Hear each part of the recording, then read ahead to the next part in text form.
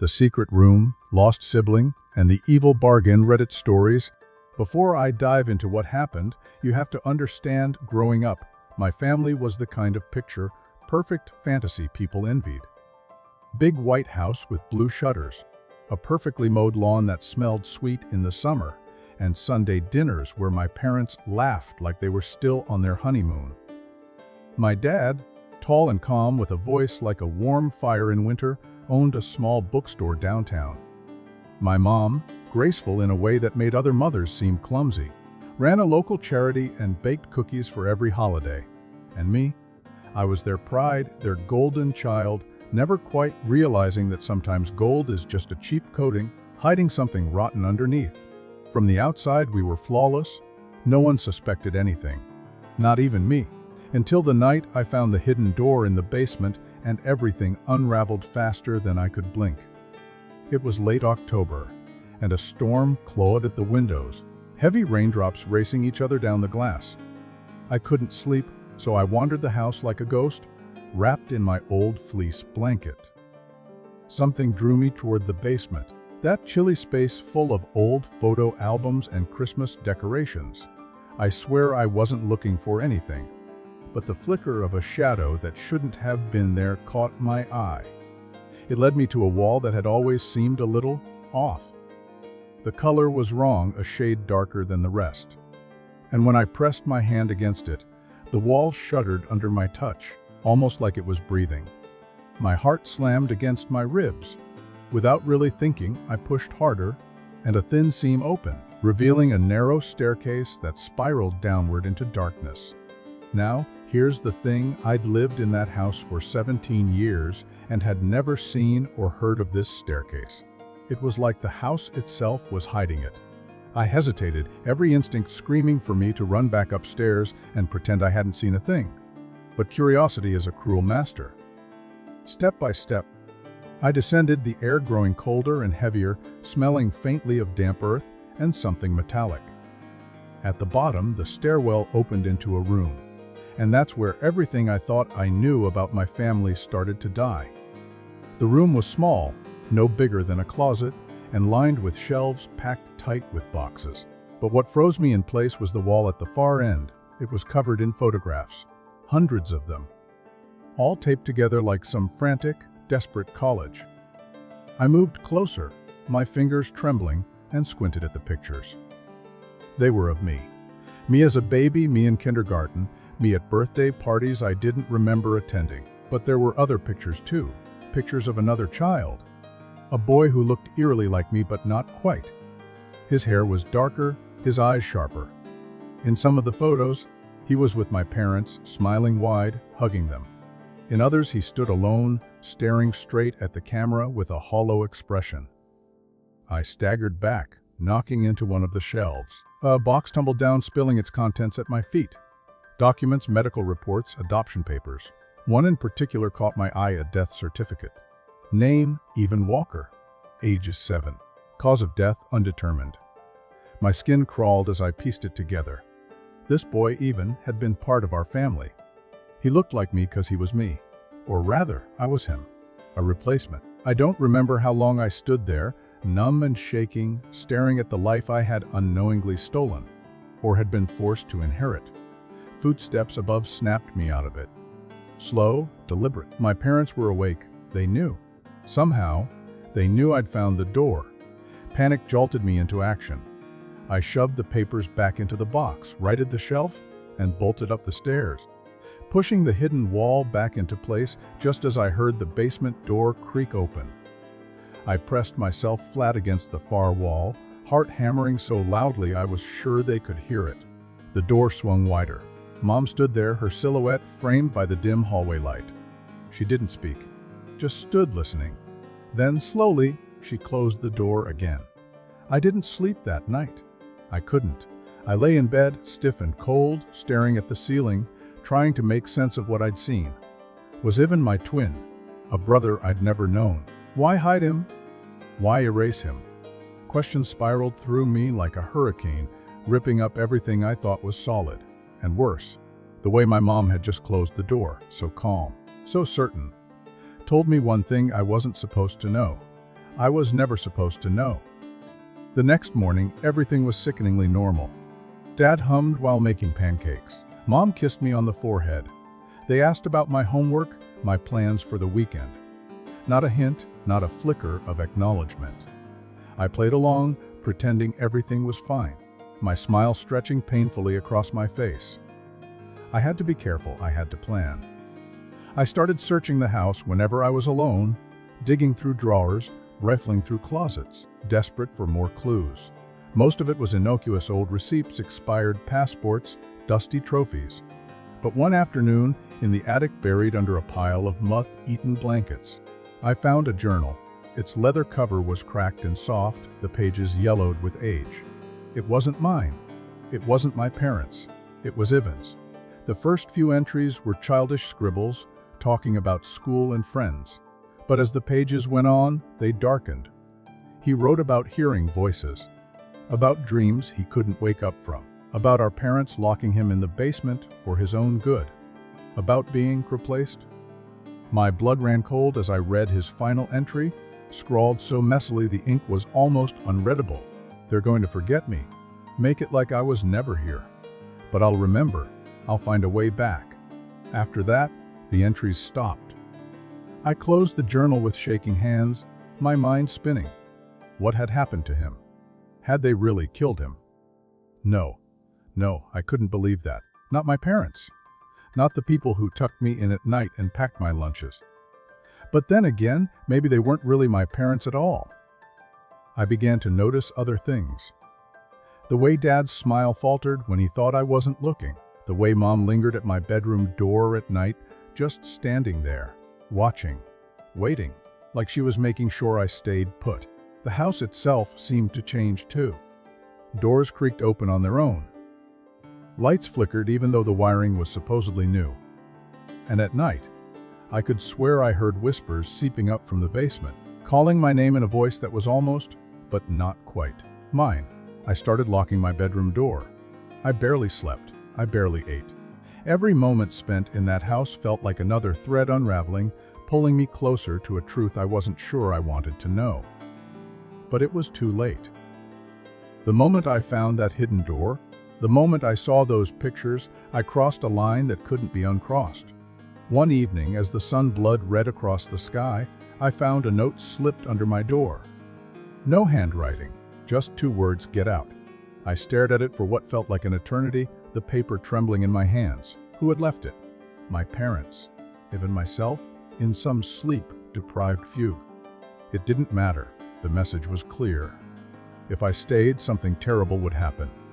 Something worse than death. I packed a bag that night, stuffing it with clothes, money, the journal, anything I could grab. I planned to slip out the window after my parents went to bed. But when I peeked into the hallway, I froze. They were waiting for me, both of them, standing side by side at the end of the hall, smiling that too perfect smile that no longer comforted me but filled me with unspeakable dread.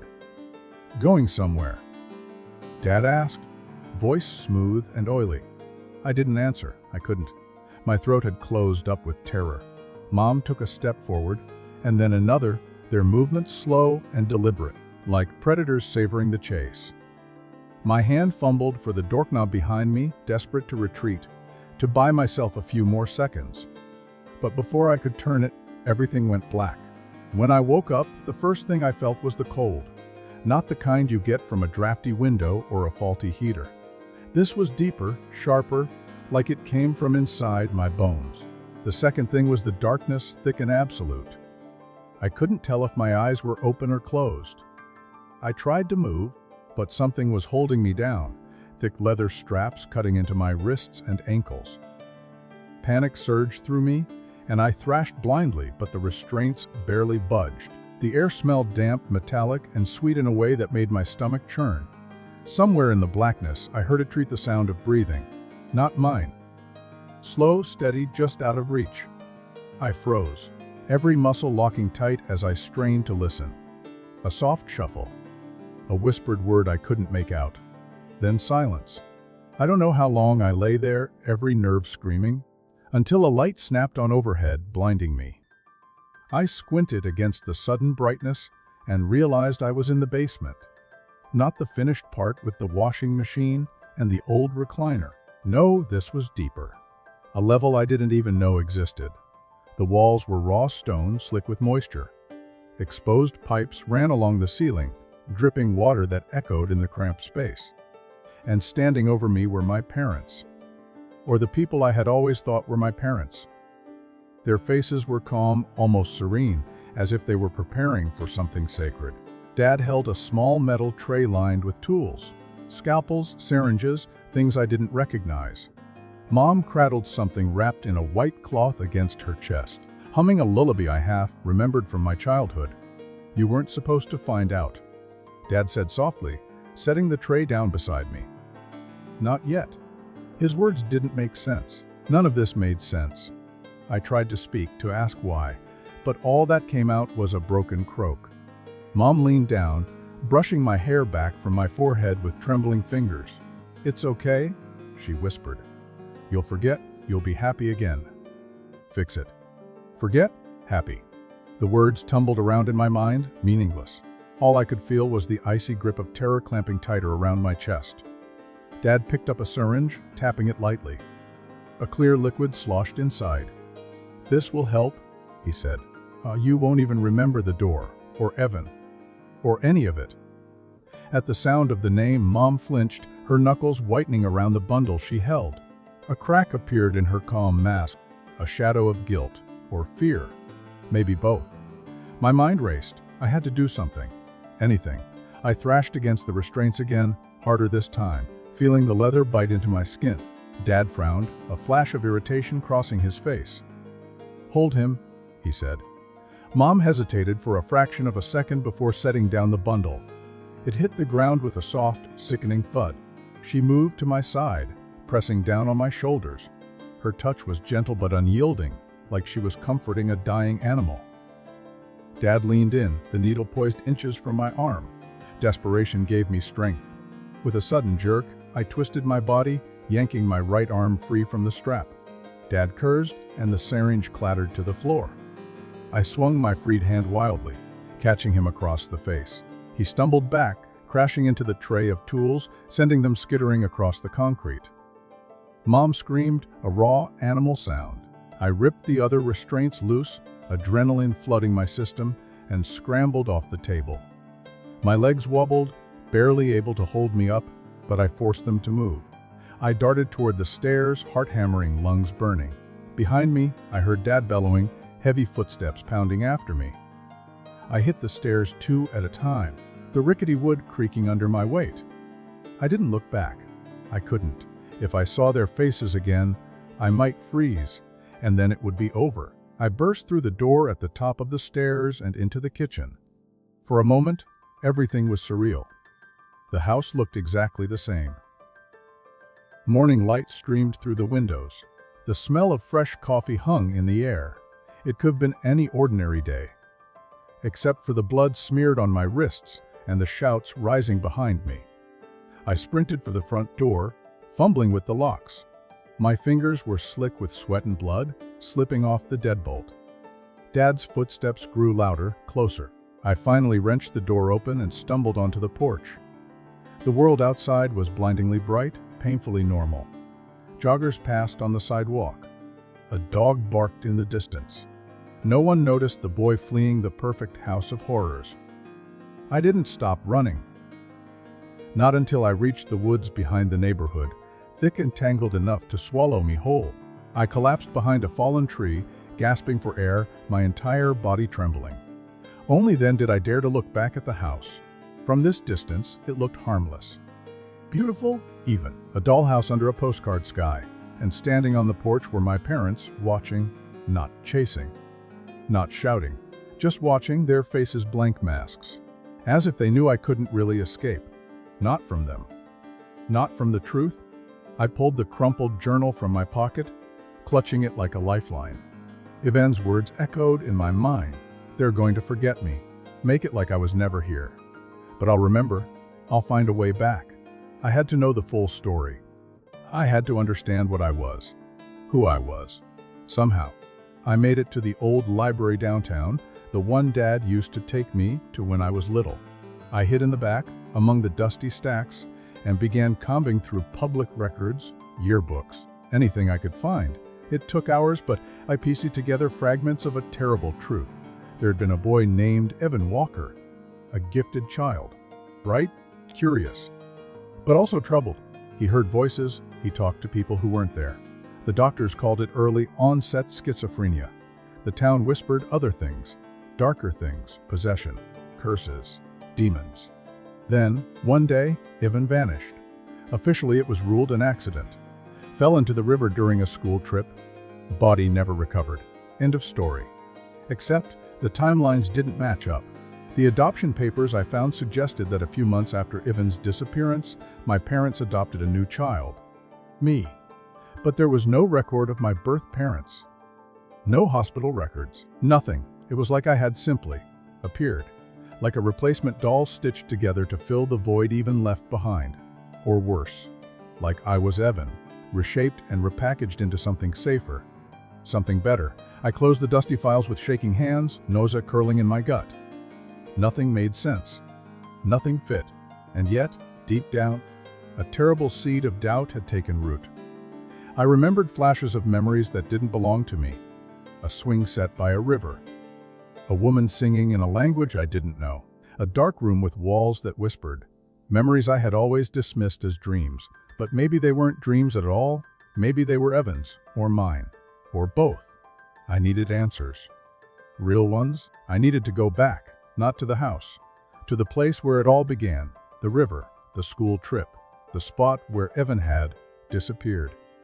That night, under the cover of darkness, I made my way there. The river was swollen from recent rains, the current swift and hungry. The trees loomed overhead, their bare branches clawing at the sky. I found the old footbridge, half-collapsed, rotting wood jutting out like broken teeth. And there, on the far bank, I saw it, a figure, still, watching me. My breath hitched. It was a boy. Same age as me, same face. But his eyes were wrong. Too deep, too hollow.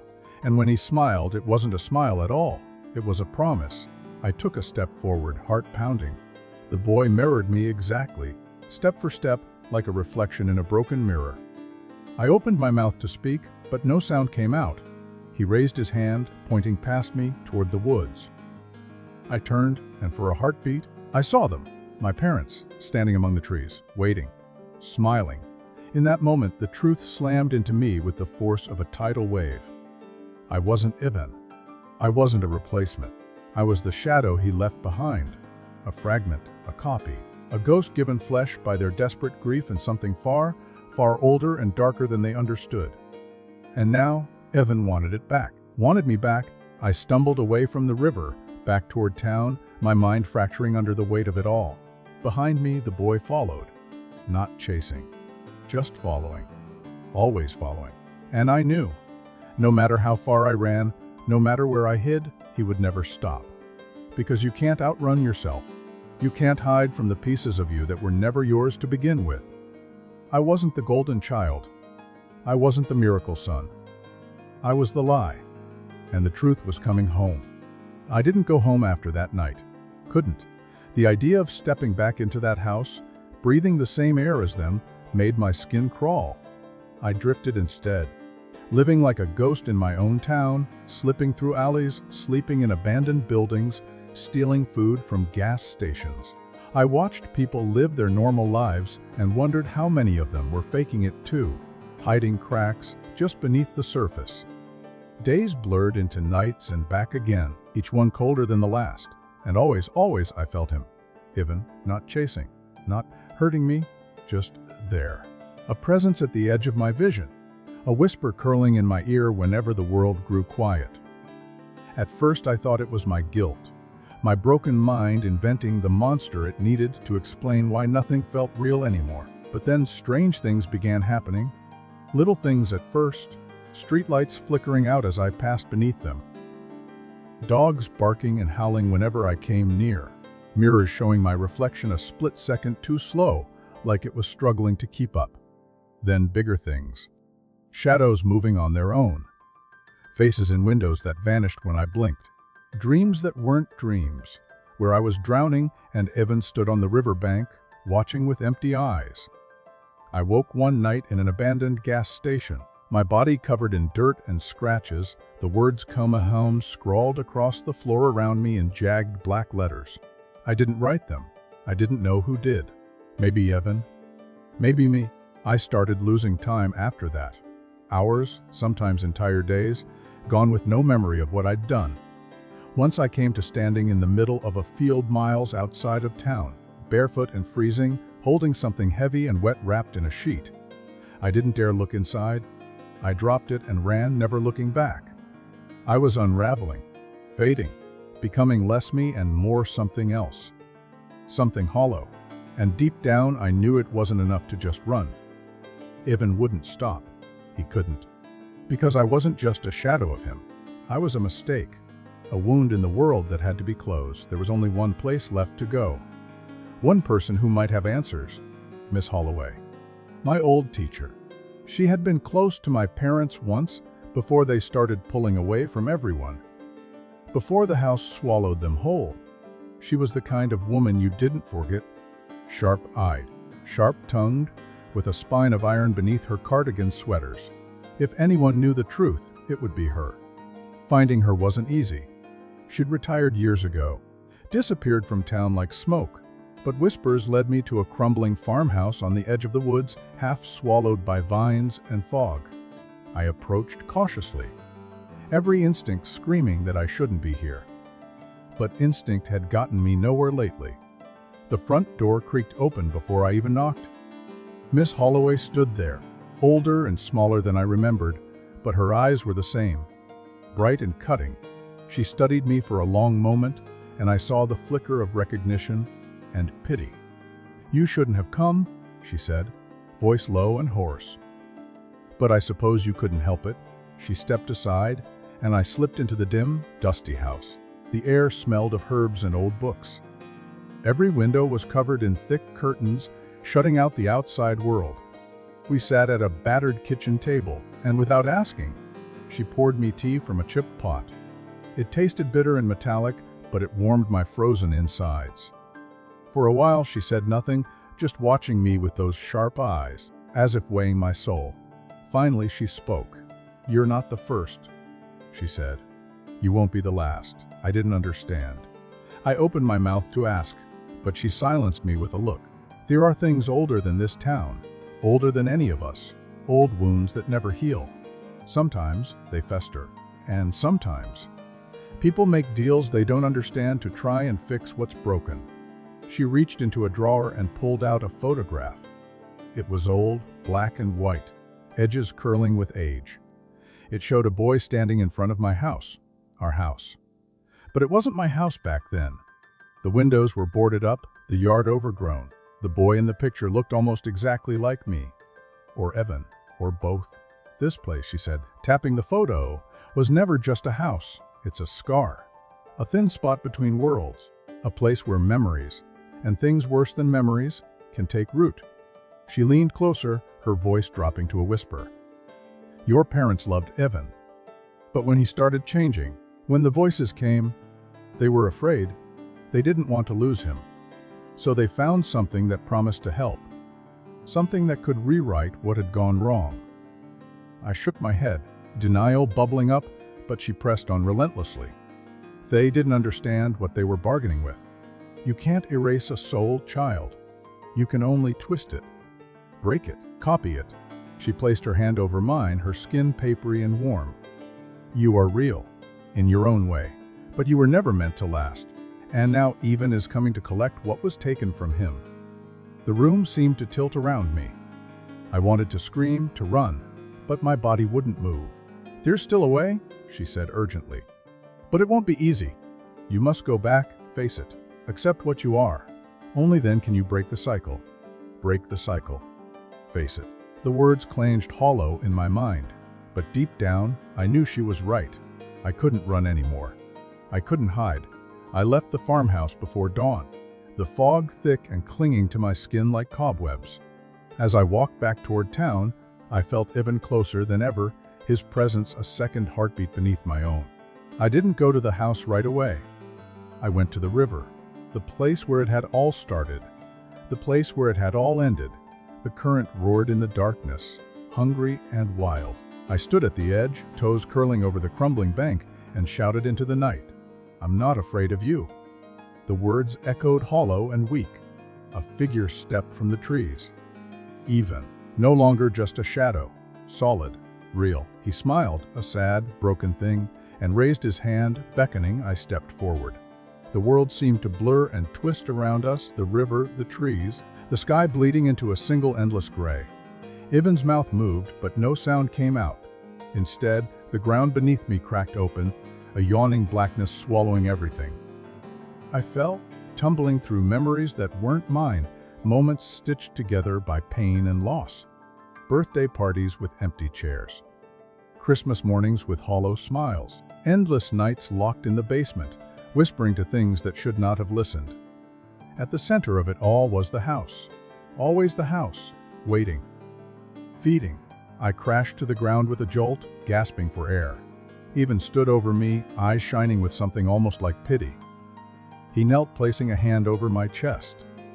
And in that touch, I felt it all. The loneliness, the anger, the desperate yearning to be whole again. I understood. We weren't enemies. We were broken halves of the same shattered soul, stitched together by love and fear and things far older and hungrier than either of us. I gripped his wrist, meeting his gaze. "I'm not your enemy," I rasped. His face twisted, torn between rage and sorrow, and then he leaned closer, whispering a single word into my ear. A name, Malevolent. Not the golden child, something older, something truer. I remembered every detail. The binding, the tearing apart. I remembered the price that had been paid, and the one that still had to be. As I whispered the name back to him, the world shattered into blinding white. When the light faded, I found myself standing in the basement again, but it wasn't the basement I remembered. It was older, cruder. The stone walls were rougher, the air heavier, the pipes overhead dripping a thick, dark liquid that smelled faintly of rust and rot. Time didn't seem to work properly here.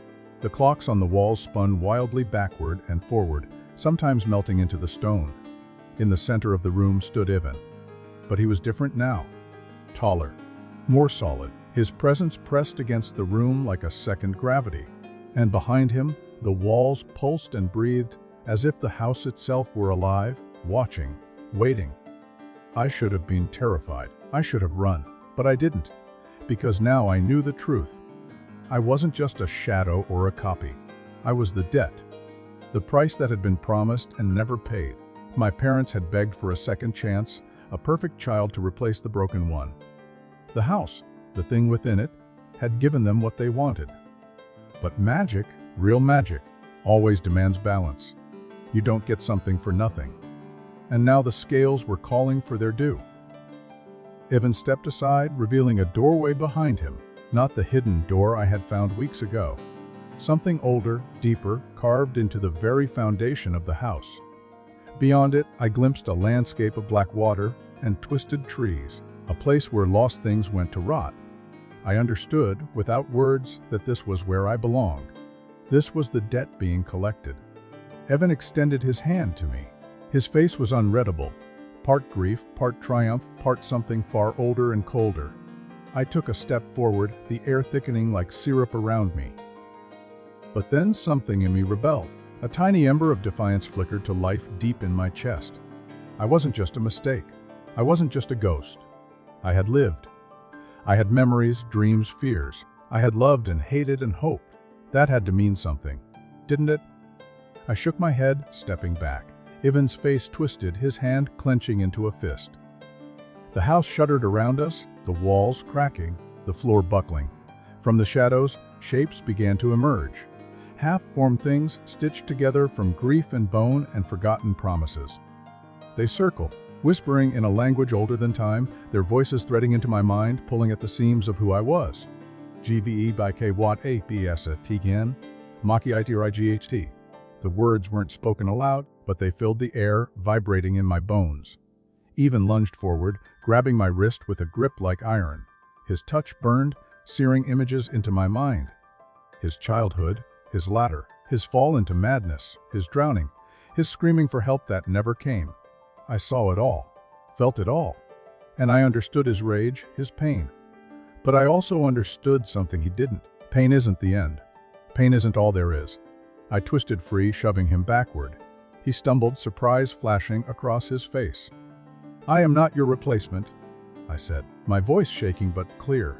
"I am not your prison."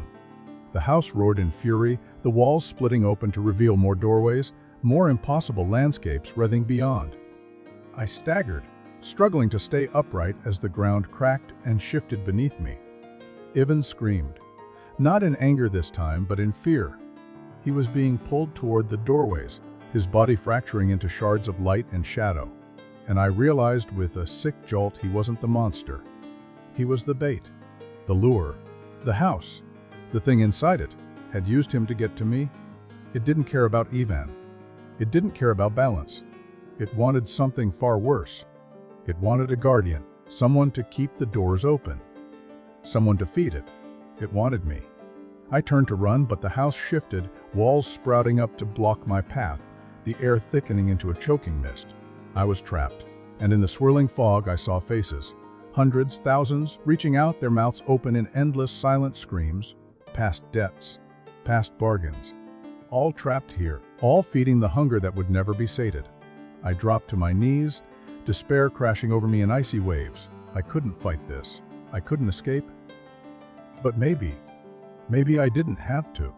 Maybe I could change the bargain. I pulled the journal from my pocket, the one I had carried since the night I found the hidden room. Its pages fluttered wildly, words bleeding into each other. I gripped it tight, forcing it open to the final entry. Ivan's last words I'll remember. "I'll find a way back." He had tried to fight. He had tried to escape. But he had been alone. I wasn't. Not anymore. I closed my eyes, focusing on the memory of Ivan. Not the hollow-eyed shadow, but the laughing boy in the photographs. The boy who had once been loved. I reached out mentally, offering not anger, not fear, but forgiveness. Compassion, a bridge between us. For a moment, nothing happened. Then the house screamed, a sound like shattering glass and tearing flesh. The ground split open beneath me, and a torrent of memories poured out, drowning the basement in light and color. Ivan appeared before me, his form flickering between the boy he had been and the broken thing he had become. He hesitated, uncertain. I reached out my hand. "Come with me," I said. "We can both be free." He looked at me, eyes wide and vulnerable, and for the first time, I saw the boy my parents had loved. The boy they had tried to save, and in doing so, had doomed. Slowly, he reached out. Our fingers brushed. The house shrieked in fury, its walls convulsing, the doorways slamming shut one by one. The shapes in the mist howled and dissolved into nothing, and then everything exploded into white. When I woke up, I was lying in the front yard of the house. Morning light bathed everything in gold. Birds chirped. The air smelled of cut grass and rain. I sat up, dazed. The house behind me was no longer perfect. It sagged and groaned, windows broken, paint peeling. It looked abandoned, forgotten. I stumbled to my feet, heart pounding. Evan stood beside me, not a ghost, not a shadow, whole, real. He smiled, a small, tentative thing. I smiled back, tears blurring my vision. Together, we turned away from the house. As we walked down the street, hand in hand, I realized the town itself looked different, brighter, lighter, as if a great weight had been lifted. I didn't know what would happen next. I didn't know if Evan and I could ever truly be whole. But we were free.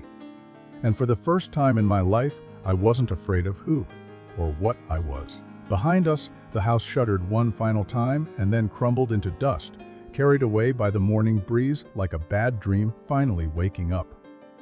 Or so I thought, because as we disappeared into the warmth of a new day, neither of us noticed the tiny crack that opened in the earth where the house had stood. A crack that pulsed with a faint, hungry light. Waiting. Always waiting. Would you like me to move straight into the fifth part? It's ready to dive even deeper into what's lurking behind that crack. And the shocking twist is getting very close. A muhuating start right Friday part of story on 8,000 characters long ChatGPT crew grew of course. Here's the fifth part of the story, keeping the same deep, flowing monologue style, about 8,000 characters long, full of tension and mystery as it builds toward the final twist. The days after the house felt like living someone else's life. Evan and I stayed together, moving between shelters and abandoned cabins along the outskirts of town. Always close enough to see the skyline but never daring to step fully back into the life we had left behind. I told myself we needed time. Time to heal. Time to understand what we had become now that the strings tying us to that cursed place had been severed. But deep down, a different fear gnawed at me, that the house hadn't been the true monster after all.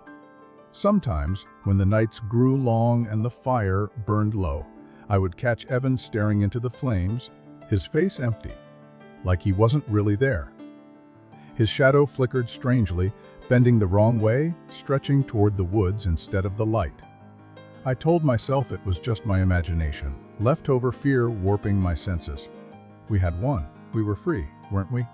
One evening, while gathering firewood, I stumbled upon something that made my blood run cold. A tree, old and gnarled, its bark split open like a wound, and inside the crack, barely visible but definitely there, a faint pulsing glow. The same hungry light I had seen in the basement, the same sickly shimmer that had dripped from the house's broken bones. I staggered back, heart racing. I hadn't imagined it. The house hadn't died. It had simply moved, changed, adapted. I ran back to camp, branches whipping at my face, panic sharpening every breath. Evan was sitting by the fire, his hands outstretched toward the flames, humming softly to himself. It was an old lullaby, one I half remembered from childhood, a tune my mother used to sing on stormy nights. Hearing it now made my skin crawl.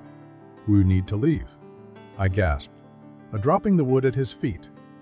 "We can't stay here." He looked up slowly, his eyes catching the firelight and reflecting it back strangely, like glass. For a moment, he didn't say anything. Then he smiled. "Leave," he echoed as if tasting the word. "Why would we leave? This is home." My stomach twisted. Home, that word so small and simple, had always been poison for us, twisted into something monstrous. "Evan, listen to me," I said, forcing my voice to stay steady. "The house, it's still here. It's spreading. We have to get away before it finishes what it started. Before it turns us into something we can't come back from." Evan stood, brushing ash from his jeans. He took a step toward me, and I instinctively backed away. "You don't understand," he said softly. "It's not just the house, it's us. It always was." I stared at him, the realization hitting like a punch to the gut. The house hadn't created the hunger. It had found it, fed it, amplified it, but the seed had always been inside us. Evan and me, the broken halves of something unnatural, something that shouldn't have existed. And now, without the house to contain it, it was growing, bleeding into the world around us. "I don't want this," I whispered. Evan tilted his head, studying me like a curious animal. "Want has nothing to do with it," he said. "It's already happening." He held out his hand, palm up, and there, nestled in the center, was a tiny bud, black as ink, pulsing gently. I stumbled back, horror clawing at my throat. "No," I said. "No, we can fight it. We have to." Evan's face twisted into something halfway between pity and contempt. "Fight it," he echoed. "Fight yourself." He dropped the bud onto the ground, where it burrowed instantly into the soil. The earth trembled faintly, and from the spot where it disappeared, thin black tendrils began to spread, creeping outward in every direction. I turned and ran. I don't remember how long I ran, only that the world around me grew stranger with every step. Trees bent away from me, their leaves shriveling and blackening. Animals fled at my approach. The sky itself seemed to darken, clouds swirling in unnatural patterns. I knew then that it wasn't just Evan. It wasn't just me. It was everything we touched, everything we carried inside us. I found an old gas station on the edge of town, boarded up and forgotten.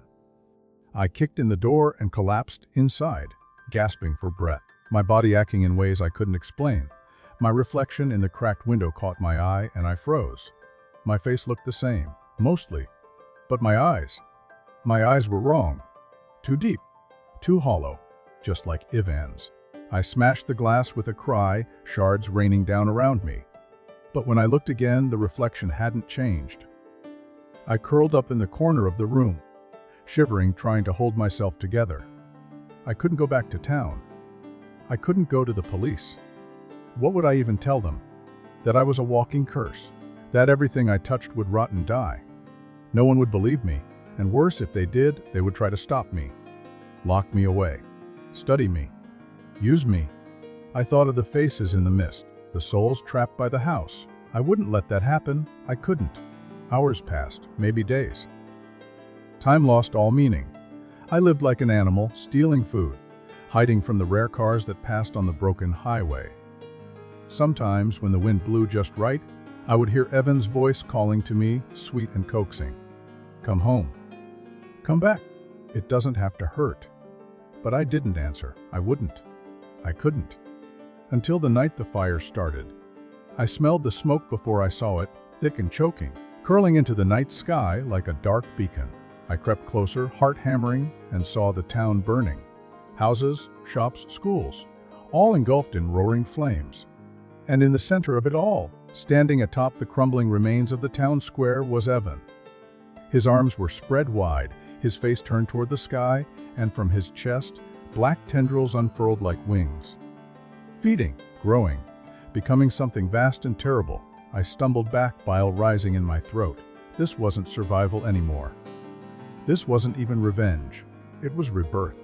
Ivan wasn't just taking back what was his. He was remaking the world in our image.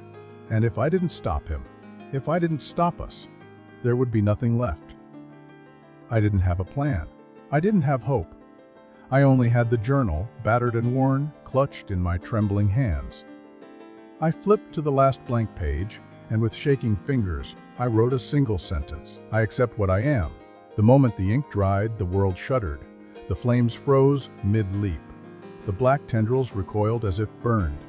And Ivan turned to me, his face twisting in rage and betrayal. No, he hissed, his voice a thousand whispers. You can't.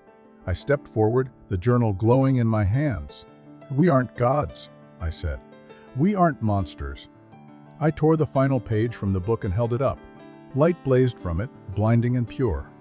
Evan screamed, a sound of shattering glass and splintered bone. As the light enveloped him, the tendrils shriveled and died. The fire vanished. The sky cleared. And Evan, my twin, my shadow, my other half, was gone. I fell to my knees exhausted, the journal crumbling to ash in my hands. Around me, the town was silent, broken. But a lie had done it. I had ended it. Or so I thought. Because as I sat there, breathing in the smoke and ash, I felt it, a pulse beneath the ground. Slow, patient, hungry. The house might be gone. Ivan might be gone. But the thing they had awakened, the thing that had made us, was still there. Waiting, watching, and it was still hungry. I should have left that night. I should have turned my back on the smoking ruins of the town and walked until my legs gave out, kept moving until the memory of everything was nothing more than a dull ache buried deep inside. But I didn't. I stayed. Maybe because I thought I could fix it. Maybe because I thought I owed it to the town, to the people who had smiled at me in grocery stores and waved at my parents from across the street, never knowing the rot that lived just under our skin. Or maybe because, deep down, I knew it wouldn't matter. You can't outrun a heartbeat. Not when it's your own. In the days that followed, I tried to live like everyone else.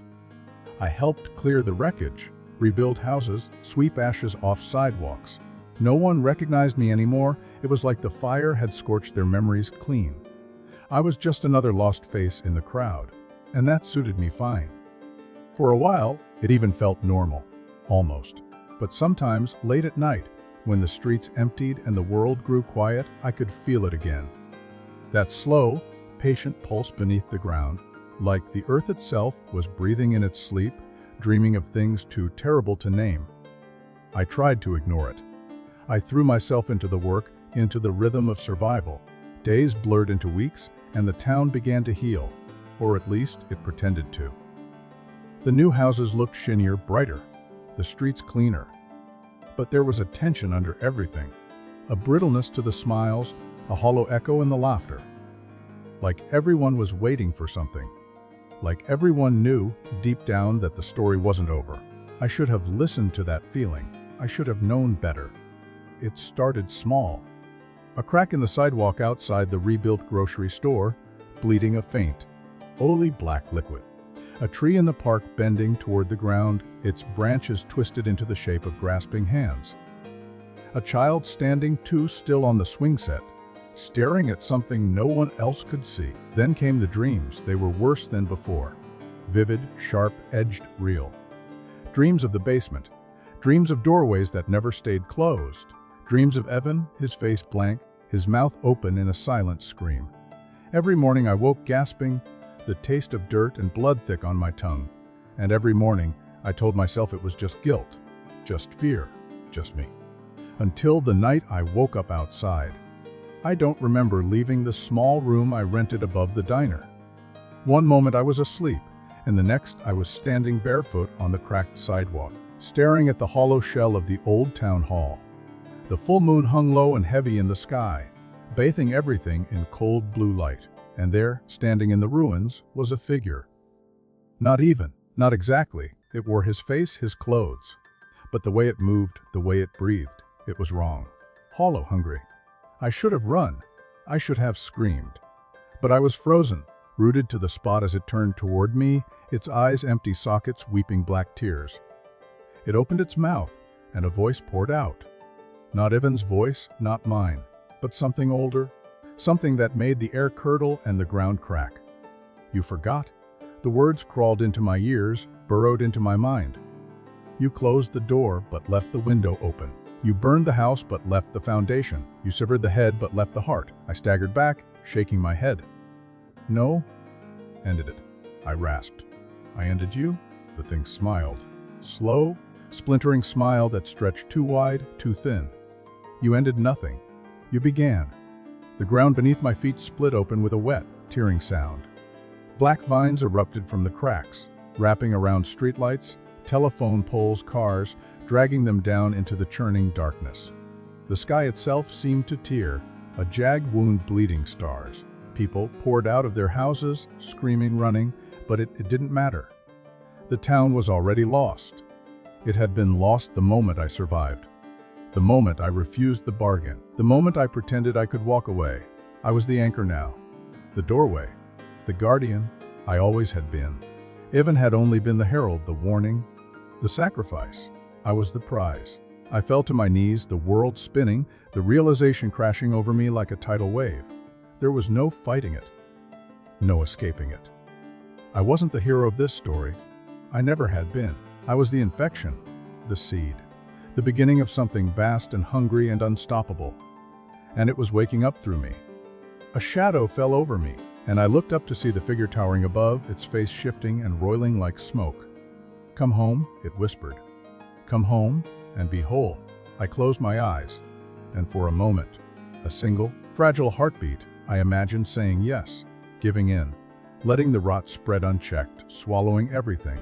It would be so easy, so final.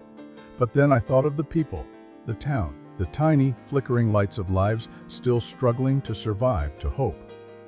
And I remembered Evan's last smile. The real Evan, the boy who had fought to the end, who had refused to let the darkness win.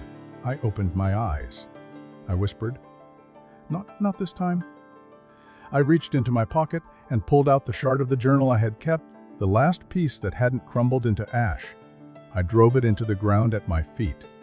The earth screamed. The vines recoiled. The figure shrieked, its form fracturing and unraveling. Light burst from the crack, searing and blinding, burning away the darkness in great, peeling waves.